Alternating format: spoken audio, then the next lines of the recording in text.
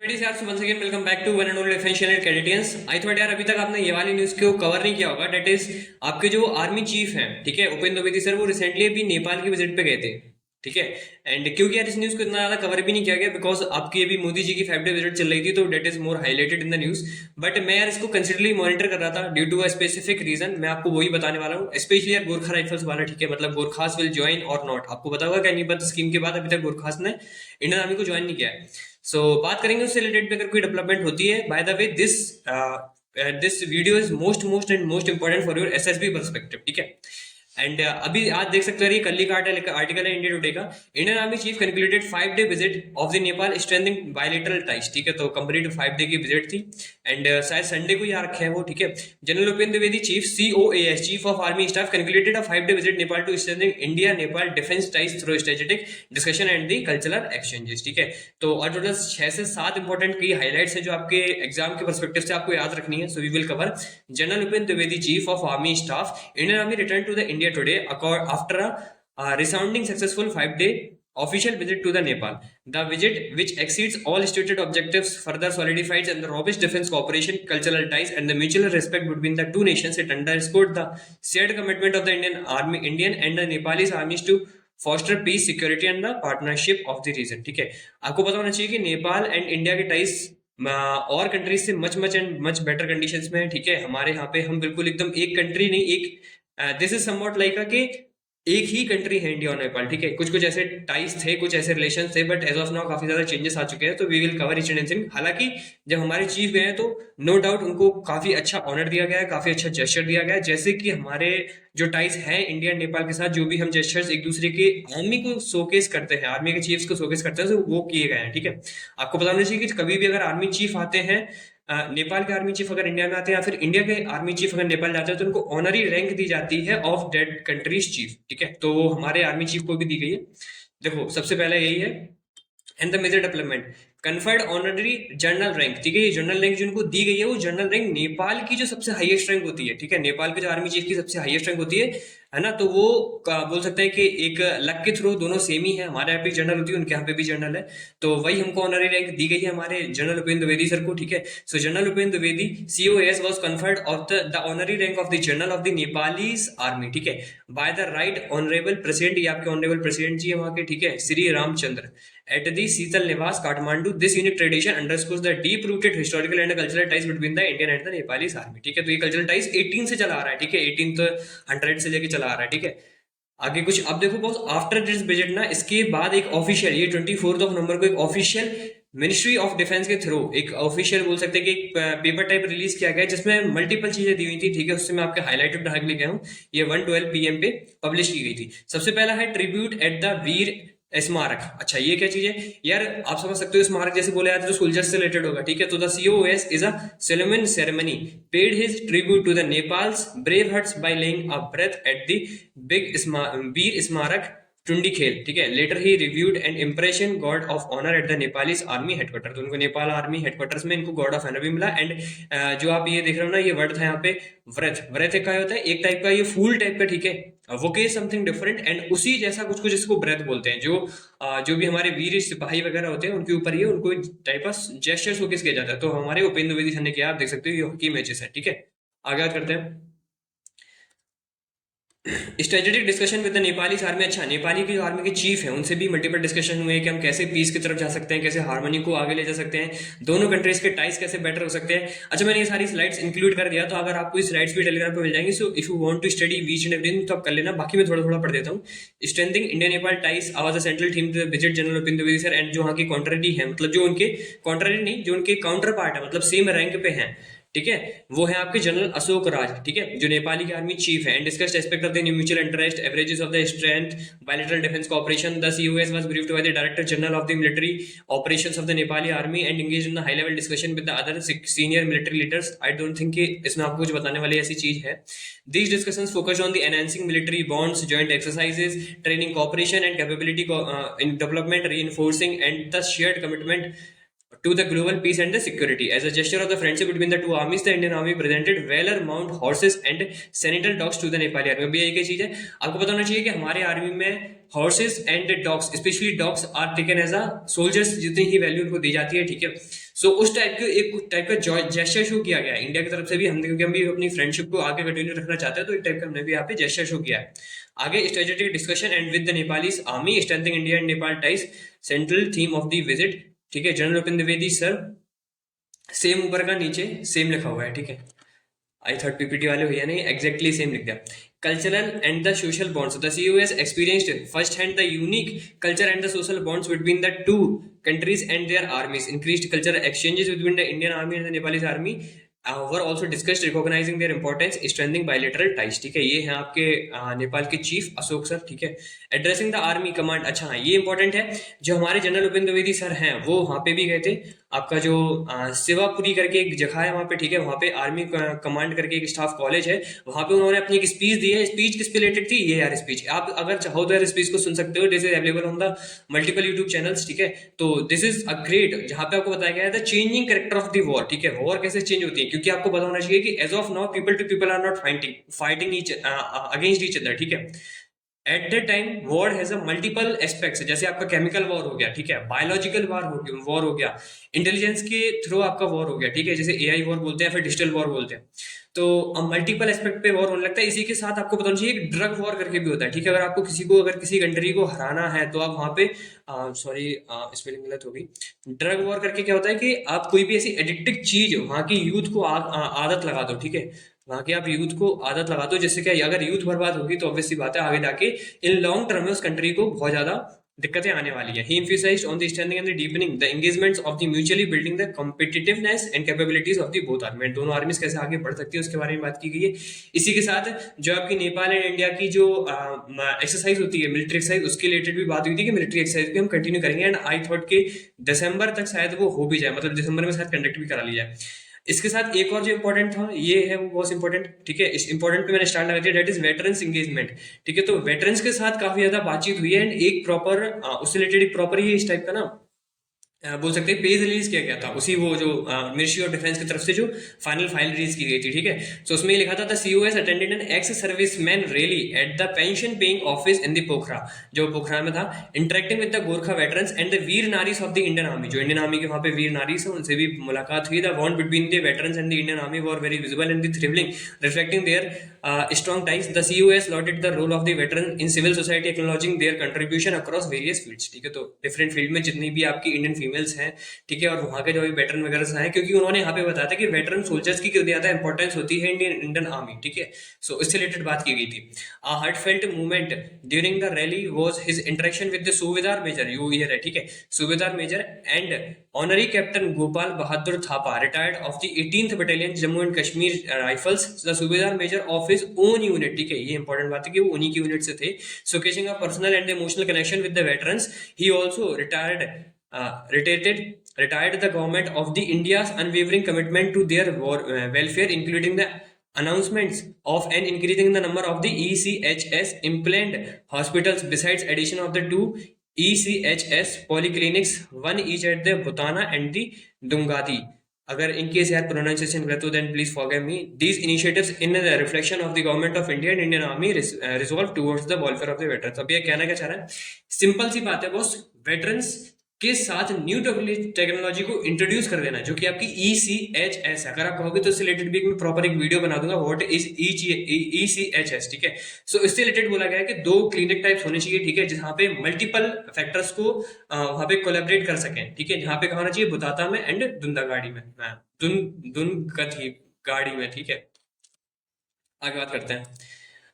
एक और जो आपके इंपॉर्टेंट निकल के आई थी बात, वो ये है कि invitation of the Nepali COAS, मतलब नेपाल के जो चीफ ऑफ आर्मी स्टाफ हैं, जो अशोक सर हैं, उनके लिए भी एक इनविटेशन दिया गया है by the Upendra Dwivedi sir. General Upendra Dwivedi extended a formal invitation to the Nepali chief COAS to visit India, aiming to build on and amplify the outcomes of the current visit। ठीक है, this visit marked by the comprehensive discussion and mutual respect has reinforced the strong partnership between the Indian and the Nepalese army. The outcome of the visit was expected to usher in a new era of collaboration with greater focus in the defense cooperation, culture exchange and the regional security। अब देखो boss, ये वो चीजें हैं जो front पे थी। ठीक है, जो शायद आपको देख के खुश हुआ कि हाँ भैया बहुत कुछ हुआ है यहाँ पे, तो हमको गार्ड ऑफ ऑनर भी मिल रखा है, ठीक है, हमको ऑनरी रैंक भी मिल रखी है, तो शायद सारी चीजें अच्छे से जा रही है और नेपाल इंडिया कंडीशन काफी अच्छी है।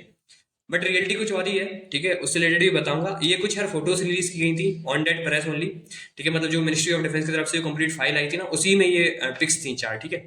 अब बात करते हैं रियल सिचुएशन क्या चल रही है। देखो मैंने बोला था कि मेन जो मुद्दा है वो है भैया गोरखा राइफल्स वाला, ठीक है, मतलब क्या Gorkha soldiers will join the Indian army और not. The main point is this. And अगर आप एक आर्टिकल उठा के देखो जिसको मैंने आगे इंक्लूड किया है, न्यूज 18 का एक आर्टिकल है कि भैया जो ये विजिट हो रही है ना, इसकी मेन आउटकम ये है कि वी आर होपिंग कि गोरखा राइफल्स की जो भी एंट्री थी, जो अग्निपथ स्कीम के बाद रुकी हुई थी, वो दोबारा से स्टार्ट हो जाए। बट इससे रिलेटेड मल्टीपल बोल सकते हैं कि डेवलपमेंट निकल के आई है। जैसे कि आपको पता होना चाहिए, इसी के बाद कुछ ही टाइम बाद ये बात आई थी कि नेपाल के जो पीएम है ओली, अच्छा इसका ही बता देता हूँ ये। हाँ तो बॉस, नेपाल की जो अभी आपके पीएम है date is KP Sharma Oli, ठीक है, केपी शर्मा ओली। अब दिक्कत ये है कि यहाँ पे भी बहुत चली है पॉलिटिक्स। आपको पता होना चाहिए केपी शर्मा ओली पहले भी जीत चुके थे, ठीक है, बाद में वो इलेक्शंस हार गए एंड एज ऑफ नाउ अभी इसी साल उन्होंने जुलाई में मतलब दोबारा से वो जीत चुके हैं, ठीक है, केपी शर्मा ओली, जो आपकी बिलोंग करते हैं नेपाल कम्युनिस्ट पार्टी, ठीक है, एनसीपी। अब दिक्कत ये है कि जो कम्युनिस्ट पार्टी है ये बहुत ज्यादा इन्फ्लुएंस्ड है आपकी चाइना कम्युनिस्ट पार्टी से, ठीक है, जो आपकी सीपी है ना, तो चाइना कम्युनिस्ट पार्टी से बहुत ज्यादा इन्फ्लुएंस है। एंड आप बोल लो कि ये बहुत ही ज्यादा फ्रेंडली लीडर है with the China, not with the India. हालांकि हमारे जनरल के साथ ऐसा कुछ भी नहीं हुआ, कंप्लीट जस्टिस शोकेस किया गया, बट जिसकी हम डिमांड कर रहे थे, जो हमने उम्मीद की थी कि ऐसी करके कुछ डेवलपमेंट्स आ सकती हैं, वो बिल्कुल नहीं आई है, ठीक है। सो एज ऑफ नाउ आया क्या है कि जो नेपाल के पीएम है वो जाने वाले हैं कहाँ पे, वो चाइना के विजिट पे जाने वाला है, ठीक है। तो आप देख सकते हो, ये आपका फर्स्ट पोस्ट का ये आर्टिकल है, Nepal PM Oli to visit the China first breaking away from the practice of touring India after the taking office. मतलब ये कहना चाहता है, देखो जब भी कोई भी न्यू पीएम आता है इन द नेपाल, तो एक टाइप का जेस्चर बोल लो या फिर दोनों कंट्रीज के फ्रेंडली रिलेशन इतने ज्यादा है कि अगर वो जो भी पीएम होते हैं वो अगर अपनी पहली विजिट करते हैं तो it is always to the India only after taking their office, ठीक है, मतलब उन्होंने सत्ता संभालने के बाद अगर कभी भी वो पहली बार विजिट करते हैं तो that is only India. But ये पहली बार हो रहा है जब वो कहाँ जाने वाला है, चाइना वहां जाने वाले हैं। अब देखो मैंने आपको बता दी पॉलिटिक्स का क्या मेन है, ठीक है, कम्युनिस्ट पार्टी से बिलोंग करते हैं, कम्युनिस्ट पार्टी काफी ज्यादा फ्रेंडली है एक दूसरे के साथ, इन लोगों की आइडियोलॉजी बहुत ज्यादा मैच करती है। इसी के कारण मैंने मल्टीपल आर्टिकल्स को विजिट किया, मल्टीपल आर्टिकल्स देख रखे। इनफैक्ट जो मिनिस्ट्री ऑफ डिफेंस की तरफ से जो फाइल आई थी, ठीक है, उसमें भी गोरखास का इवन एक वर्ड भी मेंशन नहीं है, मतलब इससे रिलेटेड कोई भी डेवलपमेंट नहीं हुई है अभी तक, ठीक है। अभी भी गोरखास आर नॉट बोल सकते हैं कि ज्वाइन इंडियन आर्मी, ठीक है। आगे बात करते हैं, कुछ और भी इंपॉर्टेंट बातें हैं, ठीक है, जो शायद आपको शॉक कर दें। Why Nepal's army, why Nepal's new currency note might upset India. अब देख सकते हो बॉस, ये आर्टिकल आपका 1 नवंबर 2024 का है, ठीक है, ये आर्टिकल आपका न्यूज 18 का, ठीक है, 1 नवंबर 2024 का है, जहां पे ये एक आर्टिकल दिया गया कि क्यों इंडिया की जो नेपाल की न्यू करेंसी है वो इंडिया को अपसेट कर सकती है। हालांकि ये मैटर चल रहा है आपका बहुत पुराना और मई से चला आ रहा है। करेंसी का तो खैर बाद में है, करेंसी का आपका मई से स्टार्ट हुआ है। अदरवाइज जो इंडिया एंड नेपाल के बीच में जो बॉर्डर डिस्प्यूट है वो बहुत बड़ा है, ठीक है, उसी की वजह से ये शायद एक और डिसीजन बेकार हो सकता है। जैसे कि recently Nepal has decided to redesign its 100 rupee note. इन्होंने सोचा कि हम ना 100 रुपए का जो नोट है उसको रिडिजाइन करेंगे।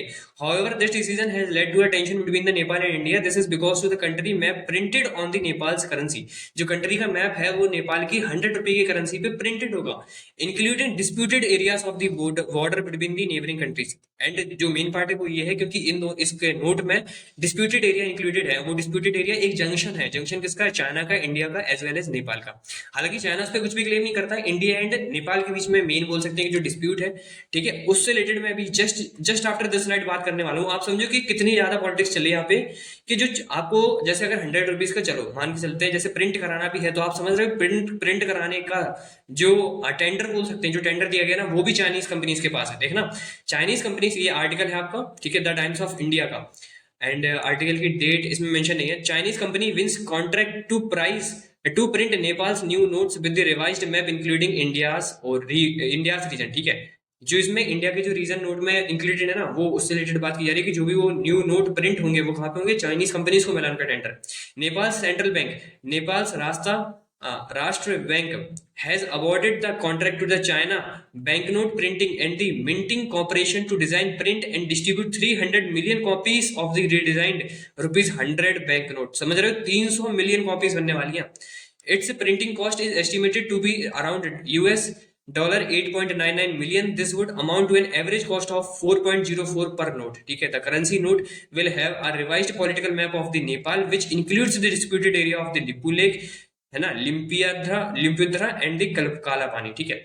अब यही यार तीन जो रीजंस मैंने बताए ना, यहाँ पे नेम लिखे गए, लिपू लेक, ठीक है, इसका लिम्पू याद्रा यादुरा, ठीक है, एंड जो आपका ये काला पानी है, यही तीनों मेन डिस्प्यूटेड एरियाज हैं, जिसको मैं अगली स्लाइड में बताने वाला हूँ विद द मैप, ठीक है। अब ये डिस्प्यूटेड एरिया क्या है वो समझते हैं, जिसके कारण बवाल मचा हुआ है। अब छोटा सा आपको लाइक हिस्ट्री पढ़ाना होगा, जैसे कि 18 से 1814 की बात है, ठीक है। 1814 में क्या हुआ था, ब्रिटिशर्स एंड नेपाल के बीच में वॉर हुआ था, जिसको हम Anglo Anglo sorry boss spelling गलत हो गई,